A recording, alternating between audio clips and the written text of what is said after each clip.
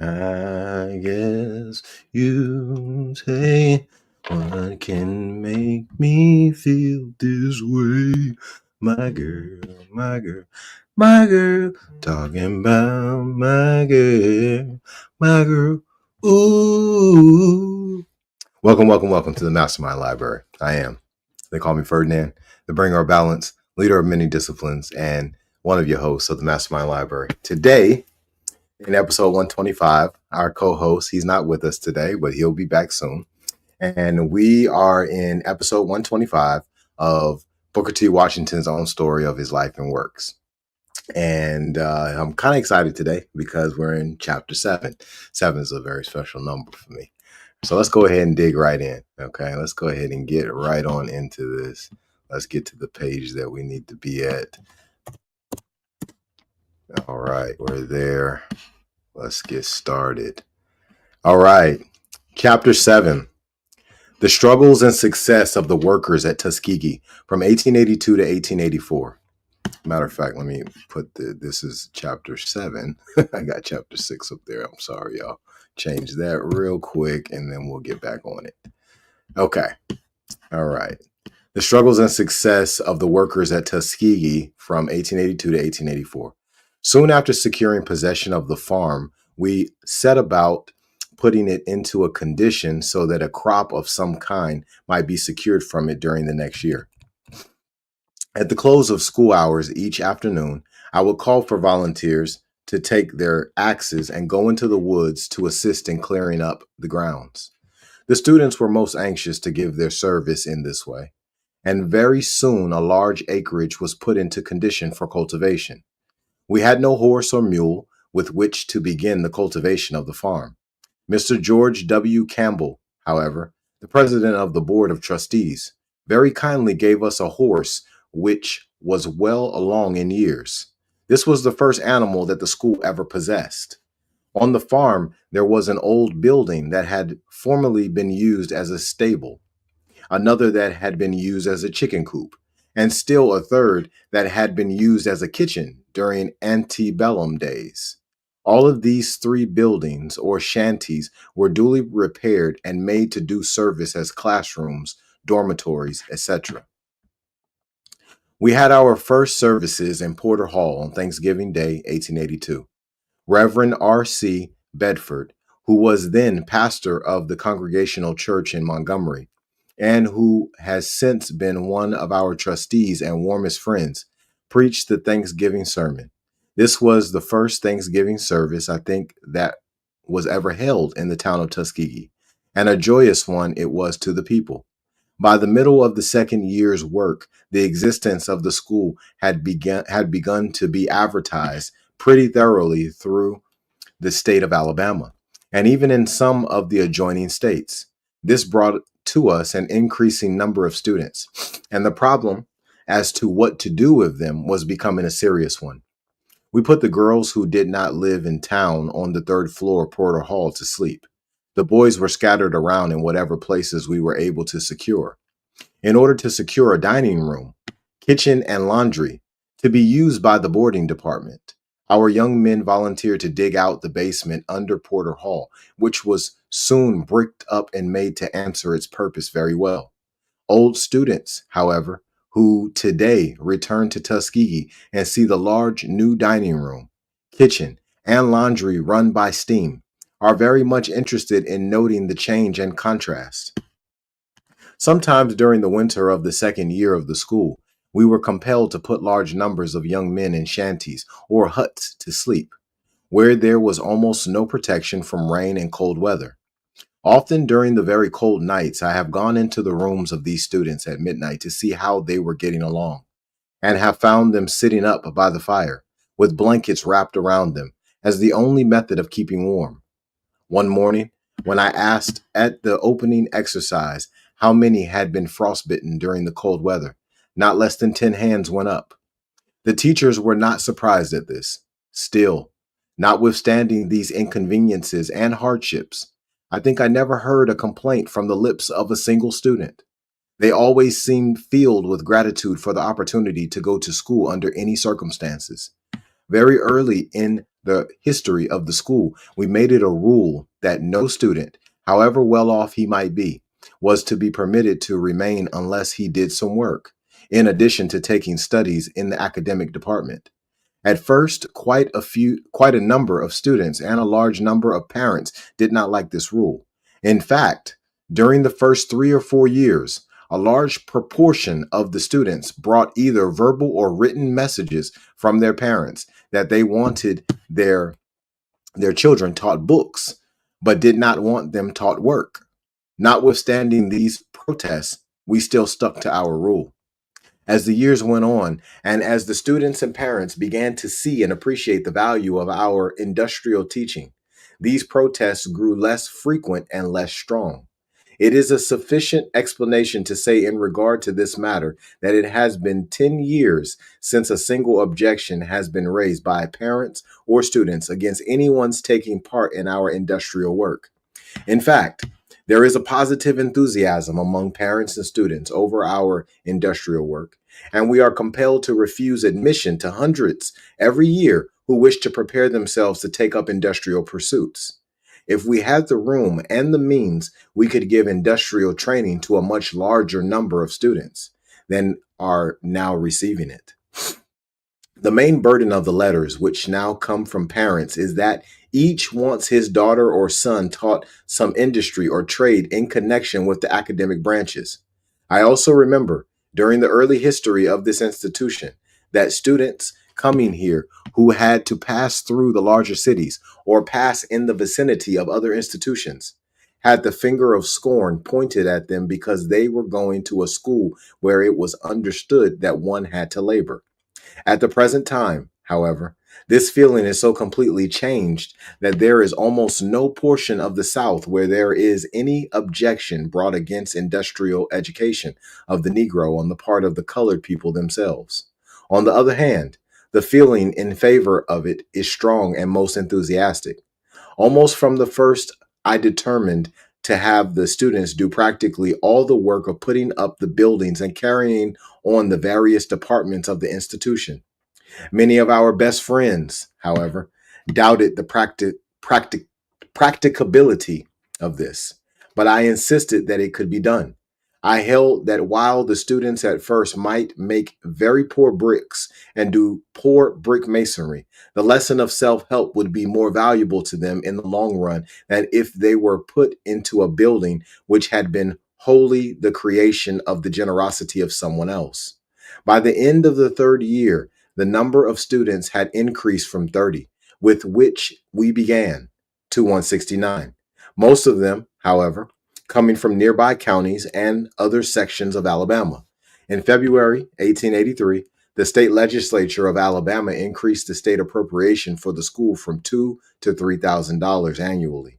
On recommendation of the state superintendent of public instruction, Honorable H. Clay Armstrong, the Committee on Education reported the bill unanimously to the House, and the governor recommended its passage. As some of the members were not acquainted with the character of the school, they raised objection to this increase at a time when, by defalcation of the state treasurer, reported only the day before, the state had lost $250,000.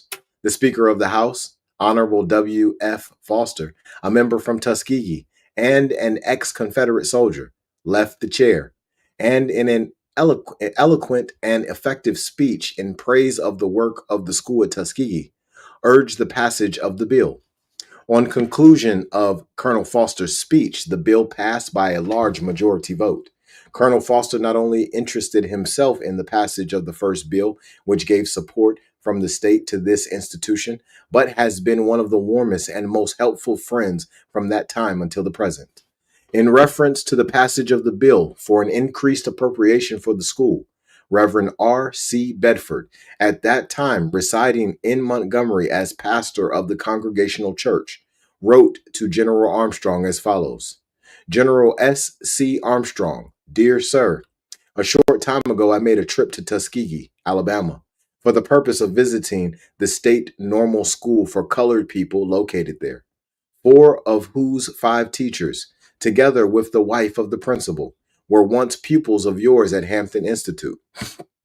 I attended the session of the school for 2 days and was exceedingly pleased with the enthusiastic spirit of both teachers and pupils. One of the encouraging features of the school is the warm interest it has inspired in many of the leading white citizens of Tuskegee. Mr. G.W. Campbell and Mr. W.M.B. Swanson are among the oldest and most respected citizens of Macon County. They were with Mr. Lewis Adams, a prominent colored man, con- constitute the state board of commissioners for the school. Colonel Bowen, Mr. Varner, and Colonel W. F. Foster, Speaker of the present legislature, all citizens of of Tuskegee and familiar with the school, are among its warmest friends. A short time ago, in conversation with Honorable H. Clay Armstrong, our state superintendent of education, I learned that he was so much pleased with the work of Mr. Washington and his associates as to recommend to the Committee on Education to report a bill giving $1,000 per year additional to the school. I was present during the debate on the bill. So interested was Colonel Foster in its passage that he left the Speaker's chair and upon the floor of the House, in an eloquent and effective speech, urged that it pass. He sat down, and by a vote of 59 to 18, the bill was passed. And it is now a law. With this example before us, we need have no fear as to what the colored people can do if, like Mr. Washington and his associates, they will take hold to win. In April 1883, the school enjoyed a pleasant visit from General J.F.B. Marshall, the treasurer of Hampton Institute, and the one who had been generous enough to lend us $500, with which to make the first payment on the farm. General Marshall's visit gave us the greatest hope and encouragement.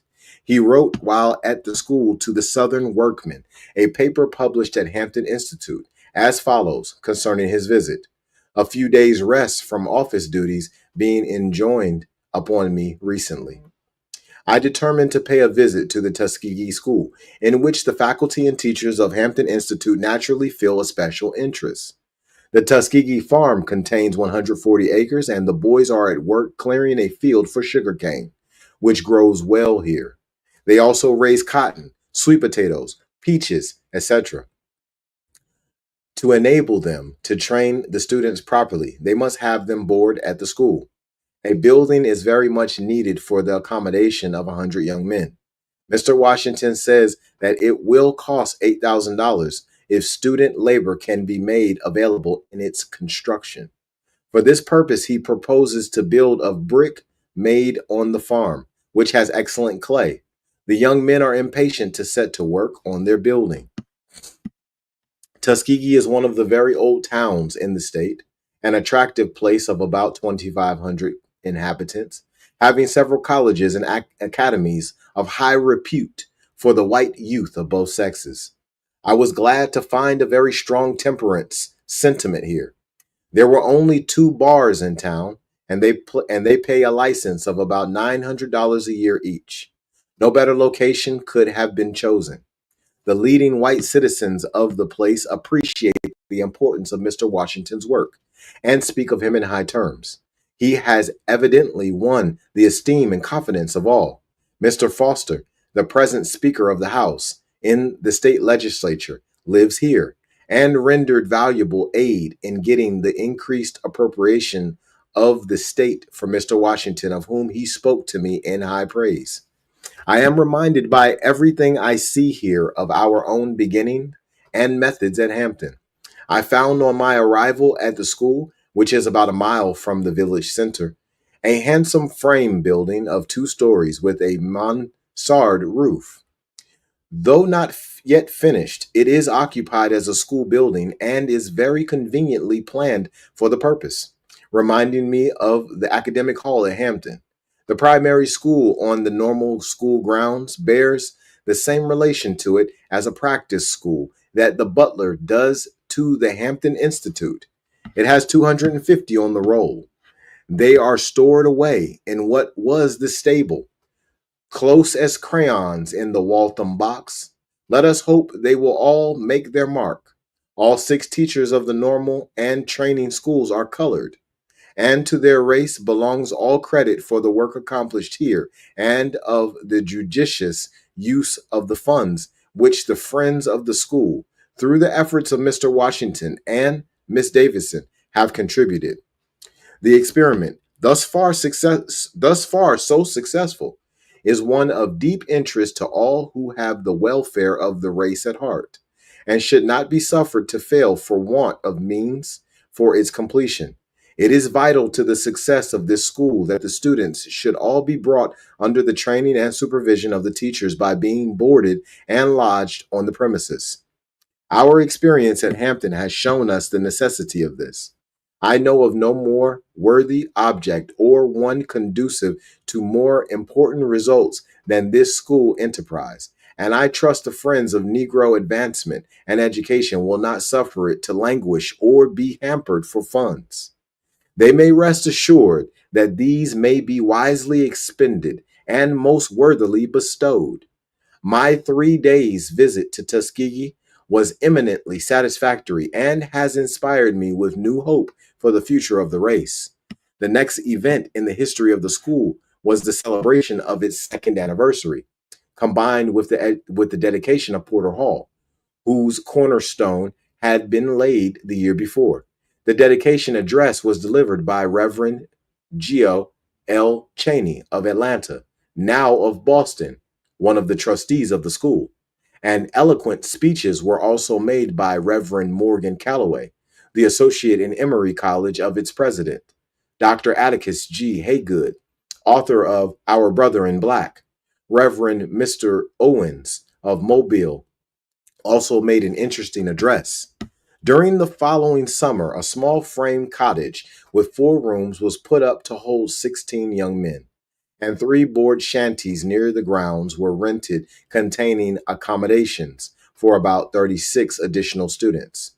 In September, a boarding department was opened for both sexes, and as many young men as could be provided for gladly availed themselves of the privilege of working out about half of their board at the school. In 1883, Mr. Warren Logan, a graduate of the Hampton Institute, who had received special training in bookkeeping under General Marshall at Hampton, came to Tuskegee as a teacher.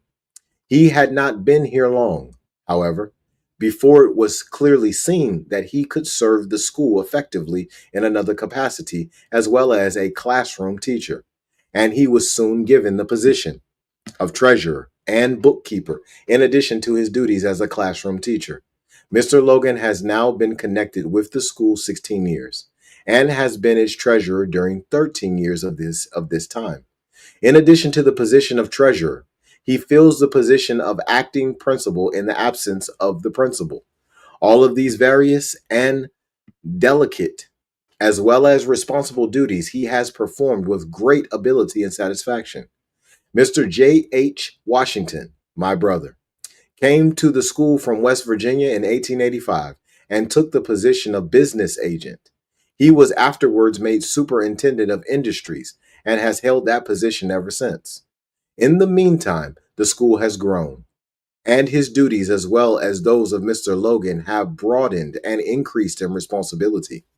Both he and Mr. Logan, during the absence of the principal, are in a large measure the mainstay and dependence of the institution for counsel and wise direction. These 2 men, Mr. Logan and my brother John, have been from the beginning very important forces in the school management. As treasurer and superintendent of industries, respectively, their responsibilities are heavy, and how much credit they deserve will never be fully known till the necessity arises some day to fill their places.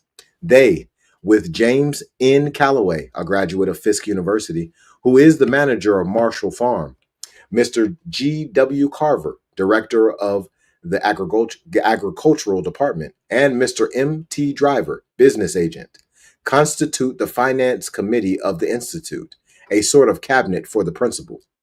In September 1883, a very pleasant surprise came to the workers in the form of $1,000, secured through Reverend R. C. Bedford from the trustees of the Slater Fund. I might add right here that the interests of the trustees of the Slater Fund, now under the control of Dr. J. L. M. Curry, special agent, has continued from that time until this, so that the institution now receives 1,000, it looks like $11,000 from the Slater Fund instead of $1,100 at the beginning. With this impetus, a carpenter's shop was built and started, a windmill set up to pump water with the school building, a sewing machine bought for the girls' industrial room, mules and wagons for the farm, and the farm manager's salary was also paid for 9 months. All during the summer, as was true of the previous one. Miss Davison and myself had been earnestly presenting our cause at the North with so much encouragement that the work on the new building, called Alabama Hall, was vigorously pushed during the fall and winter. In February 1884, about 3 years after the school was opened, $5,000 had been secured towards the erection of Alabama Hall, which eventually cost about $10,000.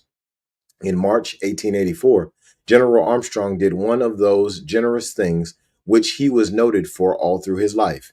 In fact, from the beginning of Tuskegee's life until General Armstrong's death, he seemed to take as much interest in the work of Tuskegee as in the Hampton Institute.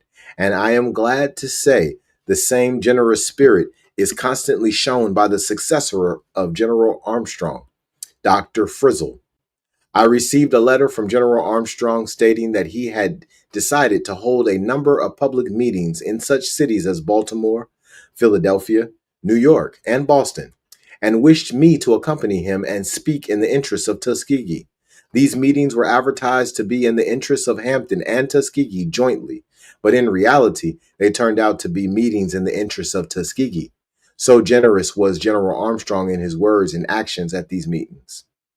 The special object aimed at in these meetings was to secure money with which to complete Alabama Hall. I quote from an address made at one of these meetings by myself. Our young men have already made 2 kilns of bricks and will make all required for the needed building, Alabama Hall. From the first, we have carried out the plan at Tuskegee of asking help for nothing that we could do ourselves. Nothing has been brought that the students can produce. The boys have done the painting, made the bricks, the chairs, tables, and desks, have built a stable, and are now moving the carpenter shop. The girls do the entire housekeeping, including the washing, ironing, and mending of the boys' clothing. Besides, they make garments to sell and give some attention to flower gardening.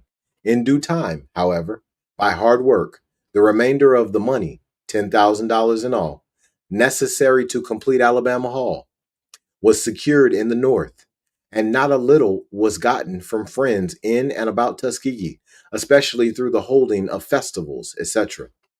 In April 1884, we received a visit from the lady principal, Miss Mary F. Mackey of the Hampton Institute, who was the first one to receive me when I went to Hampton as a student. I will say here that, from the visit of General Marshall up to the present time, we have received constant visits and encouragement from the officers and teachers of the Hampton Institute.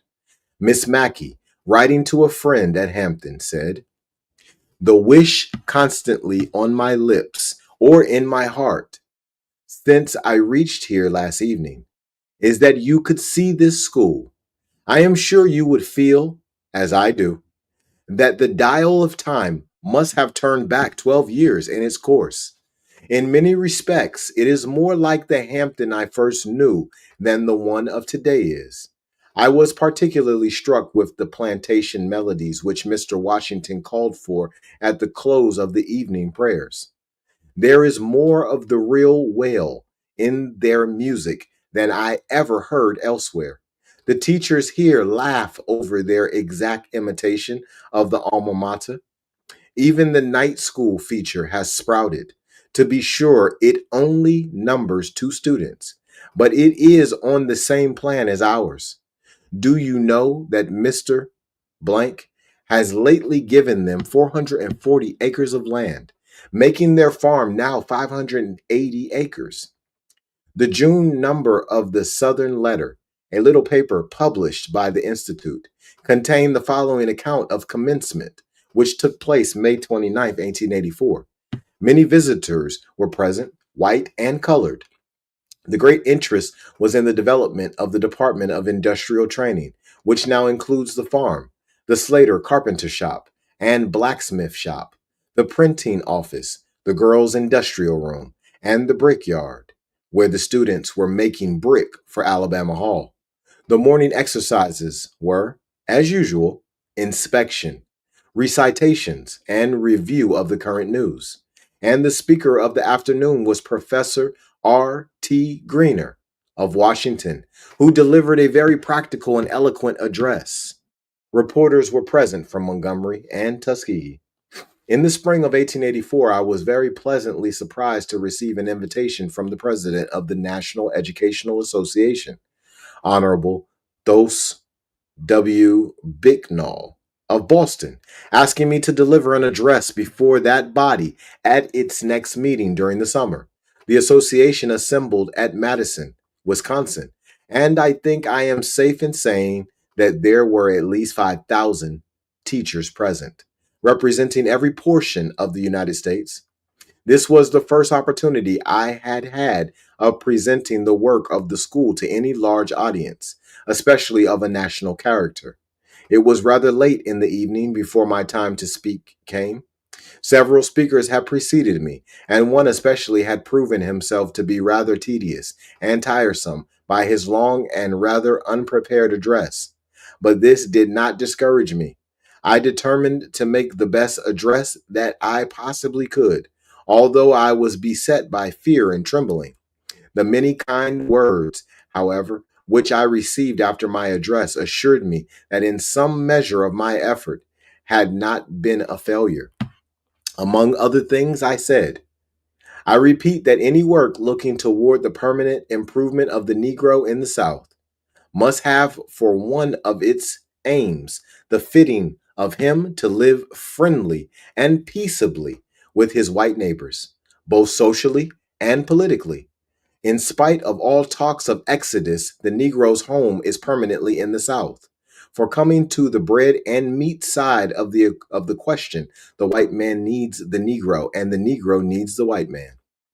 His home being permanently in the South, it is our duty to help him prepare himself to live there, an independent, educated citizen. In order that there may be the broadest development of the colored man, and that he may have an unbounded field in which to labor, the two races South must be brought to have faith in each other. The teachings of the Negro, in various ways, for the last 20 years, have tended too much to array him against his white brother rather than to put the races in cooperation with each other. Thus, Massachusetts supports the Republican Party because the Republican Party supports Massachusetts with a protective tariff. But the Negro supports the Republican Party simply because Massachusetts does. When the colored man is educated up to the point of seeing that Alabama and Massachusetts are a long way apart and the conditions of life in them very different, and that if free trade enables my white brother across the street to buy his plows at a cheaper rate, it will enable me to do the same thing. He will act in a different way. More than once, I have noticed that when the whites were in favor of prohibition, the blacks, led even by sober, upright ministers, voted against prohibition simply because the whites were in favor of it. And for this reason, the blacks said that they knew it was a democratic trick. If the whites vote to lay a tax to build a schoolhouse, it is a signal for the blacks to oppose the measure, simply because the whites favor it. I venture the assertion that the sooner the colored man, South, learns that one political party is not composed altogether of angels and the other altogether of devils, and that all his enemies do not live in his own town or neighborhood, and all his friends in some other distant section of the country. the sooner will his educational advantages be enhanced manyfold. But matters are gradually changing in this respect. The black man is beginning to find out that there are those even among the Southern whites who desire his elevation. The Negro's new faith in the white man is being reciprocated in proportion as the Negro is rightly educated. The white brother is beginning to learn by degrees that all Negroes are not liars and chicken thieves. Now, in regard to what I have said about the relations of the two races, there should be no unmanly cowering or stooping to satisfy unreasonable whims of Southern white men, but it is charity and wisdom to keep in mind the 200 years of schooling and prejudice against the Negro, which the ex-slaveholders are called on to conquer. A certain class of whites object to the general education of the colored man on the ground that when he is educated, he ceased to do manual labor. And there is no avoiding the fact that much aid is withheld from Negro education in the South by the states on these grounds. Just here, the great mission of industrial education, coupled with the mental, comes in. It kills two birds with one stone, viz., it secures the cooperation of the whites and does the best possible thing for the black man. After this address, I began receiving invitations from a good many portions of the country to deliver addresses on the subject of educating the Negro. At this present time, these applications have increased to such an extent, and they come in such large numbers, that if I were to try to answer even one third of the calls that come to me from all parts of the United States as well as other countries to speak, I would scarcely spend a single day at Tuskegee. And that concludes chapter 7. On our next episode, we'll be diving into chapter 8, the history of Tuskegee from 1884 to 1894. I love this book, y'all. I've read this book a couple few times to my grandmother, and I'm sitting in her chair, as y'all know. This is Mama Ann's chair. It's my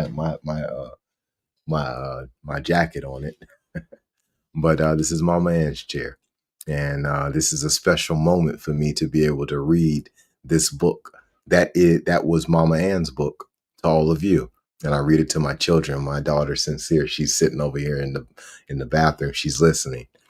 And I'm so happy to be able to read this material to my family because, when we think about our people being in enemy territory or being behind enemy lines, well, then we're talking about slavery in America. And when we're talking about slavery or post-slavery in America, if we were to choose a hero,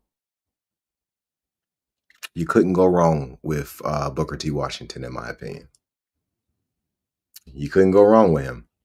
I do think that there's some things that he could have done better, just like anybody else in history. But that brother took a very small amount and turned it into whatever you could think of that's big.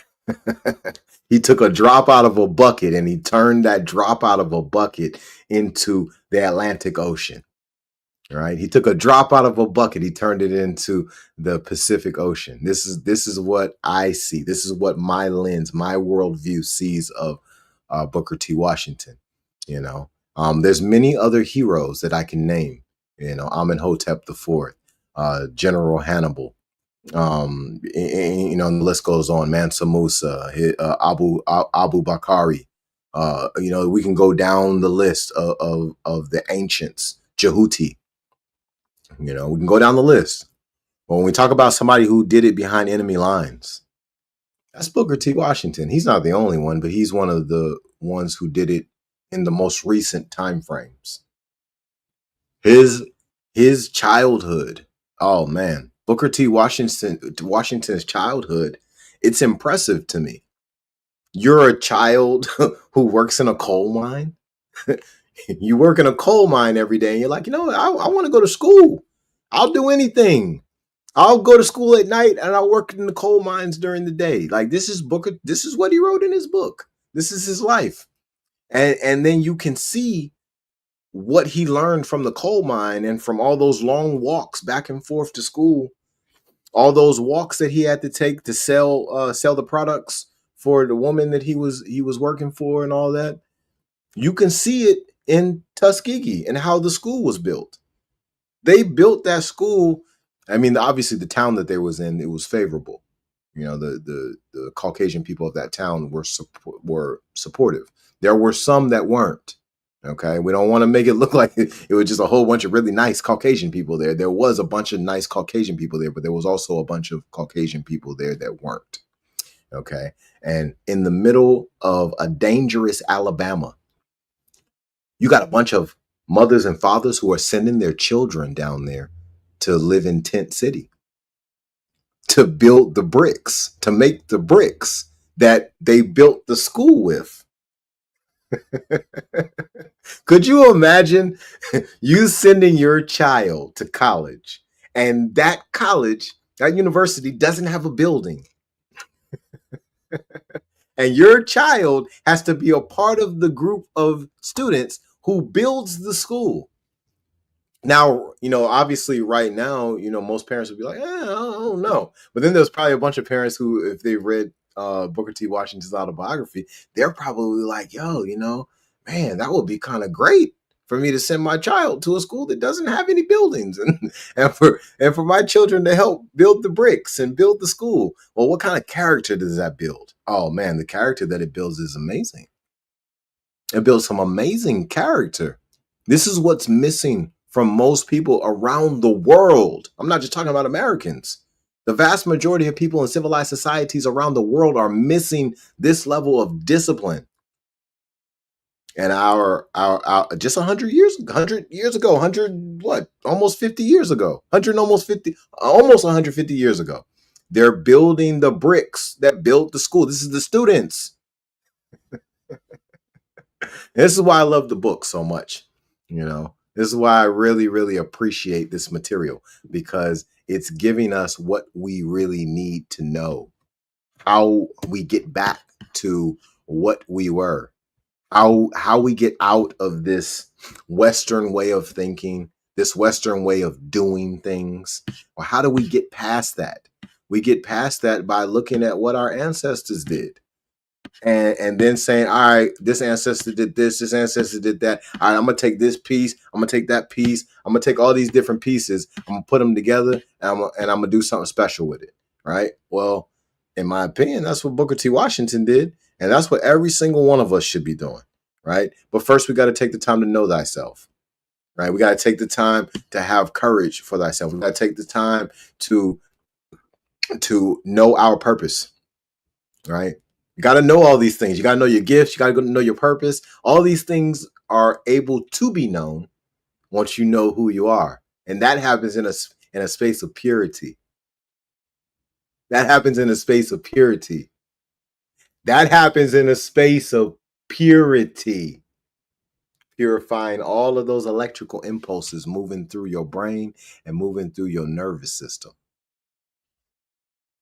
So y'all be blessed and expose your gift.